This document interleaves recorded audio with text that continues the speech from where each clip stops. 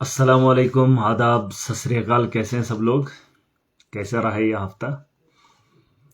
Voting तो 8 तारीख को ख़त्म, 18 को ख़त्म हुई थी। 18 को। अब 8 तारीख को रिज़ल्ट आने वाला है। 1-2 दिन बचे हैं। हम भी थोड़ा एक हफ्ते की छुट्टी डाले थे क्योंकि अब के बाद थोड़ा वक्त कम मिलेगा। बहुत सारे लोग दुआएं कर रहे हैं, बहुत सारे लोग फ़ोन कॉल्स कर रहे हैं, बता रहे हैं क्या होगा क्या नहीं होगा। देखिए, हमने अपना काम तो कर लिया था, आप लोगों ने भी अपना काम कर लिया। अब अल्लाह की मर्जी, अल्लाह के हाथ में है। बस वक्त का इंतज़ार करना है, उस पल का इंतज़ार करना है और उसके बाद जो जिम्मेदारियां होंगी उसे निभाना है। जिस तरीके से बताया जा रहा है कि डिस्ट्रिक्ट डोडा के अंदर जो 3 कॉन्स्टिट्यूंसीज हैं, उनकी काउंटिंग जो होगी डोडा के अंदर होगी। कहीं न कहीं लोगों की ज़्यादा भीड़ होगी, जगह हमारे पास बहुत कम है, गाड़ियों को लगाने के लिए जगह नहीं है, लोगों को रहने के लिए जगह नहीं होगी। थोड़ा मुश्किल होगा, परहेज़ करिएगा क्योंकि अब सुनना ही तो है। जो आपने किया होगा उसका रिजल्ट आना अब बाकी है। मैं नहीं चाहता हूं कि वहां पे कोई भीड़ इकट्ठी हो, कोई जलसा हो। देखिए, 8 को रिजल्ट आ जाएगा, 10 तारीख के लिए हमने जलसा रखा है। अब जो भी फैसला बेहतर होगा इंशाल्लाह हम कोशिश करेंगे जब रिजल्ट आ जाएगा उसके बाद जिन लोगों को भी आना है, जिन लोगों को हमदर्दी होगी, उन पलों को तो आप देख सकते हो, उनको जी सकते हो, लेकिन उसके बाद एक प्रोग्राम घर के अंदर होगा, हमारे इलाके के अंदर होगा। मैं चाहता हूं कि लोग वहीं के लिए आ जाएं तो बेहतर रहेगा। और 10 तारीख को हमारा जलसा होगा डोडा के अंदर, स्पोर्ट्स स्टेडियम डोडा के अंदर। तो उम्मीद करता हूं कि 8 तारीख से बेहतर 10 तारीख बेहतर रहेगी हमारे हिसाब से। बहुत सारे लोगों को मैं समझ सकता हूं, जज्बात हैं, कुछ भी हैं, लेकिन इतना इम्पोर्टेंट भी है, लेकिन समझना पड़ेगा हमें क्योंकि जगह की किल्लत होगी, पूरी आवाम होगी, भाजपा के लोग होंगे, कांग्रेस के होंगे, एनसी के होंगे, हमारे लोग भी होंगे। तो घंटों इंतज़ार करना थोड़ा मुश्किल हो जाएगा। बहरहाल, बहुत सारे लोगों ने हफ्ते एक तो देखा नहीं, हम कश्मीर गए थे, थोड़ा सा टाइम मिला था, मौका मिला था, थोड़ा घूम के आ गए, अच्छा लगा। कश्मीर बड़ा खूबसूरत है। कंपेनिंग की ख्वाहिश थी लेकिन कर नहीं पाए। बहरहाल, इन हफ्तों में बहुत सारी चीज़ें हुई हैं, बहुत सारे हालात हैं, अभी भी सुधरने का नाम नहीं ले रहे हैं कुछ लोग। चलिए, वक्त का इंतज़ार करेंगे हम लोग भी, हमारे कंधों पे जिम्मेदारियां आएंगी। खुशी की बात यह भी है, लेकिन उसके अलावा जो जिम्मेदारी होगी उसे निभाने का बोझ भी बहुत बड़ा है। और मुझे पूरी उम्मीद है कि मेरा रब मुझे वो ताकत देगा और उस ताकत के बल पे इंसाफ भी होगा और कामों में बेहतरी भी होगी। और उम्मीद करता हूं जो एडमिनिस्ट्रेशन के लोग कॉपरेट नहीं कर रहे हैं उन्हें करना पड़ेगा क्योंकि मजबूरियां हैं। ये गवर्नमेंट चुनी जाती है लोगों के तर्ज पे। अब इस बात से अंदाजा लगा सकते हो कि लोग चाहते क्या हैं और आपसे इतना तंग क्यों आए हैं, बाकी पार्टियों से भी तंग आए हैं। चलिए, एक दिन है, वक्त निकाल लेंगे। बहरहाल, हफ्ता बिता कर आए हैं, काफ़ी अच्छा लगा। मैं उम्मीद करता हूं कि आप भी इस हफ्ते में अच्छे से रहे होंगे। बहरहाल, एक आज जो हमारे यहाँ इलाके के अंदर माहौल था, गुस्ताखी की है किसी ने देश के अंदर, मुझे तो नाम भी नहीं सही है, लेकिन ऐसा माहौल हमारे देश के अंदर नहीं होना चाहिए। यहाँ हर धर्म का पालन किया जाता है, हर आदमी को अपनी ज़िंदगी जीने का अधिकार है, ये इस मुल्क की खूबसूरती है। लेकिन अभी प्रधानमंत्री नरेंद्र मोदी को सुन रहा था, कह रहे थे, किसी पता नहीं कैंपेन में थे, किसी जनसभा में बात कर रहे थे कि तोड़ नहीं होना चाहिए, आपस में टूटना नहीं है, बांटना नहीं है। लेकिन बांटने का काम ये लोग कर रहे हैं और बता रहे हैं कि इस मुल्क की तरक्की होगी। ये बांटना, ये राजनीति आप खत्म कर दो इंसानियत के लिए, चाहे आप हिंदू धर्म के हो या मुस्लिम धर्म के हो, जो भी धर्म है, कोई भी ये नहीं कहता है कि दूसरे धर्म के लोगों को ठेस पहुंचानी है। हर धर्म यही कहता है कि दूसरे धर्म का पालन करना है, उसको जो है तकलीफ नहीं होनी चाहिए हमसे। सबका धर्म यही कहता है।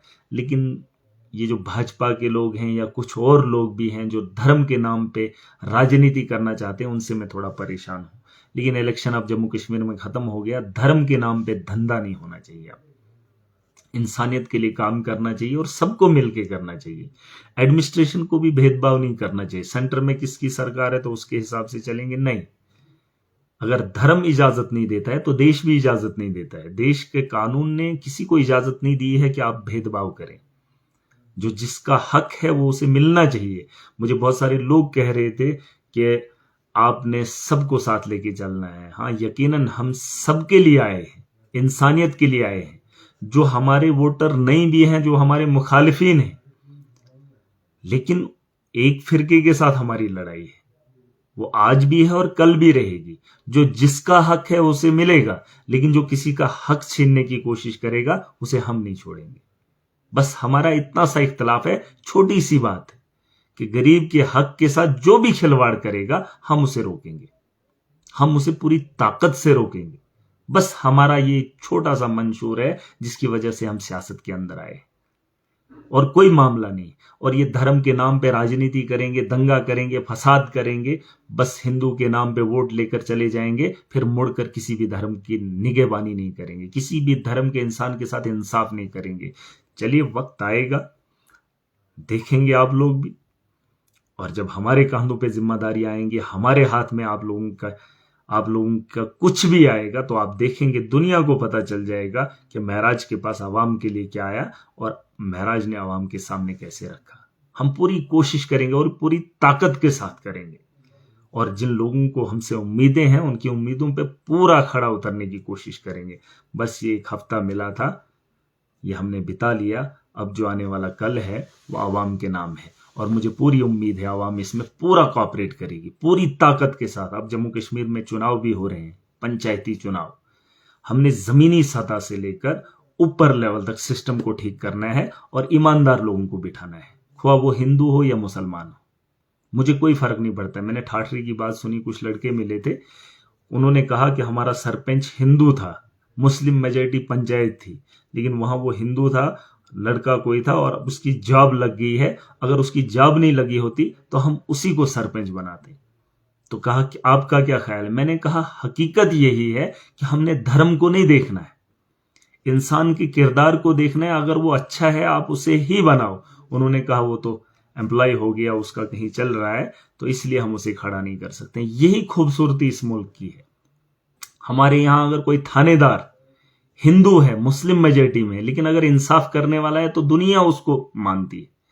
अगर डिस्ट्रिक्ट का डिप्टी कमिश्नर हिंदू है, अगर वो इंसानों के साथ इंसाफ करता है तो मुसलमानों के लिए भी अच्छा है। लेकिन अगर गलत करने वाला हिंदू है, उससे हिंदू भी परेशान है और मुसलमान भी परेशान है, क्योंकि उस पोस्ट पे बैठा हुआ शख्स कैसा है, क्या है, वो जरूरी है, उसका धर्म क्या है वो जरूरी नहीं है। और हमने ये भी देखा है कि मुस्लिम मेजॉरिटी में मुस्लिम ऑफिसर होने के बावजूद भी मुसलमानों के साथ जब इंसाफ नहीं होता है तो घिन आती है। हमने ऐसे भी लोगों को देखा है कि हिंदू मेजॉरिटी में एक मुस्लिम जब ईमानदारी से काम करता है तो उसकी तारीफों के फूल लोग बांधते हैं।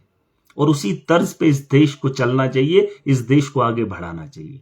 ये धर्म की राजनीति करेंगे, किसी को कुछ देंगे नहीं, बस लूटने का काम और खुद सत्ता पे बैठने की ख्वाहिश करेंगे, ऐसे लोगों को बर्दाश्त नहीं किया जाएगा। और गुस्ताखे रसूल जिस तर्ज पे आप कई दिनों से ये बात शुरू हुई थी, मैंने तो ये सुना नहीं है, ना मैं सुनना चाहता हूं, क्योंकि हमारा एक ईमान है, हमारा एक अकीदा है। ये इस मुल्क के लोगों को, बड़े बड़े लोगों को समझना चाहिए। आप एक आदमी को खुला छोड़ देते हो और इतनी आवाम को मजबूर करते हो प्रोटेस्ट करें, उसके खिलाफ आप कार्रवाई नहीं करते हो। साफ जाहिर होता है तुम्हारी पॉलिसी में खोट है, लेकिन आप सिर्फ धर्म के नाम पे राजनीति करना चाहते हो। ये सस्ते में आपको निपट जाती है। अगर आप हिंदुओं के लिए काम भी करते ना, वो बात भी अच्छी थी, लेकिन आप उनके रोजगार के बारे में बात नहीं करेंगे, उनके धर्म को उकसा कर उन लोगों को बेवकूफ बना रहे हो। और वहीं कुछ मुसलमानों के ठेकेदार भी बन जाते। मुझे खुशी है कि मेरे डिस्ट्रिक्ट के अंदर कुछ अपोजिशन के लोग इलेक्शन के लिए इकट्ठे नहीं हुए, लेकिन जब ये बात आई तो स्टेज सजा लिया, और जिस आदमी को बात करनी चाहिए थी बिना टोपी के, हमारी तरह सियासत के मैदान में है और खुद को लीडर भी कहते हैं, मुसलमानों का रहबर भी कहते हैं, जब एक आलिम टोपी पहनकर, दाढ़ी लंबी लंबी थी, जो इस्लाम का एक हुलिया है, जो एक लिबास है, वो पहनकर वो माइक उठा रहा था, उससे माइक हमारे लीडर ने छीन ली। और लोग मुझे सवाल उठाते हैं। पूछ लो खालिद सोहरवर्दी को, जब वो डोडा के अंदर बात कर रहा था घंटा घर में, तो उसने एक आलिम से, वो आलिम था खुआ क्या था, लेकिन धर्म को जानने वाला था, उसको पालन, उसका पहनावे से अंदाजा लगा सकता हूं, कोई जानकार इंसान था। और जब खालिद साहब सोहरवर्दी बात कर रहे थे तो उसके सर पे टोपी नहीं थी, तो गुस्ताखे रसूल के खिलाफ बात कर रहा था। जब आलिम को मौका मिला तो उससे माइक छीनकर प्रोग्राम बंद करवाया। और अगर महराज नहीं बोलेगा तो इन लोगों को तकलीफ होती है। आप ही बोल के दिखाओ, आप ही बोल के दिखाओ ना, क्या ये महराज झूठ बोल रहा है? मुझे शर्म आ रही है। और सबसे बड़ी बात, गुस्ताखे रसूल वो तो जानता ही नहीं है कि हुजूर सल्लल्लाहु अलैहि वसल्लम कौन थे, इस्लाम क्या है। लेकिन जो लोग जानते हैं वो भी इस्लाम को कहां मानते हैं, वो भी इस्लाम पे कहां चलते हैं। कमजोरियां हमारी हैं। 313 थे तो दुनिया पे गलबा था। जो बख्शे बख्शाए लोग थे वो भी खौफ खाते थे। लेकिन हम थोड़े से मालदार क्या हो गए, लोग सलाम क्या करना शुरू कर गए तो हम सब चीजें भूल जाते हैं। हुकूकुल्लाह है, हुकूकुल इबाद है। अल्लाह अपना हक माफ कर सकता है, लेकिन इंसान दुनिया के अंदर भी माफ नहीं करेगा और आखिरत के अंदर भी माफ नहीं करेगा। और लोगों की भीड़ इकट्ठी करके उन पे राजनीति करोगे, ये चीज हमें भी गवारा नहीं है। मैं ईमान रखता हूं और मैं तो अपनी बात अब नहीं बताऊंगा, अब तो मुझे करके दिखाना है। तकरीरें हमने बहुत की है, अब खुद को साबित करेंगे और लोगों को पता चलना चाहिए कि लीडर कैसा होता है और किस तर्ज पे काम होने चाहिए। लेकिन जो इनका अहंकार था, आज इकट्ठा भीड़ देख ली तो लीडर बन गए। अगर वही आज घंटा घर पे इकट्ठे हुए, अगर आज पहले भी हुए होते तो यहां हालात ऐसे नहीं होते। लेकिन सारा इल्जाम महराज के सर लाद दोगे, इससे बात नहीं बनेगी। अगर मैं झूठ बोल रहा हूं, आलिम मुझसे बेहतर इस पे बात कर सकता है। एक मुफ्ती, एक आलिम बेहतर बात रख सकता है, लेकिन उससे जब आप माइक छीन लेंगे तो ये आप लोगों की गलती है। और ये चीजें महराज बर्दाश्त नहीं करेगा, नहीं करेगा। आप हर फील्ड में आगे खुद को देखना चाहते हैं, फिर वो किरदार भी आपको बनाना पड़ेगा। क्योंकि सर पे टोपी आपके भी होनी चाहिए, दाढ़ी आपकी भी लंबी होनी चाहिए। सिर्फ आपके कहने से हम हैं तो बस बाकी कोई नहीं है, वो चीज नहीं चलेगी। इन चीजों का ख्याल आपको करना चाहिए। मुझे एक शख्स ने वीडियो भेजी थी, इसलिए मैं बता रहा हूं और मुझे इस बात की तकलीफ है। और लोगों को इंतजार करना चाहिए, कल का दिन बचा है। रब से दुआ करें, मिल के दुआ करें कि एक वक्त मिले जहां मजलूमों की बात उठे, असेंबली में जाकर मजलूमों की बात हो और उनके साथ इंसाफ हो। और मुलाजिम तबका से भी गुजारिश करना चाहता हूं, गुजारिश, अगर समझ में आ रही है तो बता रहा हूं गुजारिश। ये जो तरीका है, इस तरीके को आप मुझसे उम्मीद करते हैं ना मैं अपना तर्ज बदलूं, आपको भी अपना तरीका रवैया बदलना पड़ेगा। आप जो केस करने के लिए, कोई और काम करने के लिए जो धंधा चला रहे हैं ना, जो लूट खसूट चला रहे हैं, उसे बंद करना पड़ेगा। गरीब के कागज को ठीक करने के लिए आप जो धंधा चला रहे हैं उसे बंद करना पड़ेगा। और जिन गरीबों को आपने लूटा है उसकी वसूली आपको करनी पड़ेगी। आप तो अमीर बन जाते हैं गरीब को लूटने के बाद, और फिर पैंट कोट डालकर चलते हो शहर में तो समझते हो कि हम खुददार हो गए, हम इज्जतदार हो गए। अरे इज्जतदार वो होता है, जो मैं बार बार कहता हूं, जो गरीब की इज्जत का ख्याल करे। लेकिन अगर आप गरीब की इज्जत का ख्याल नहीं करते हो तो महराज आपकी,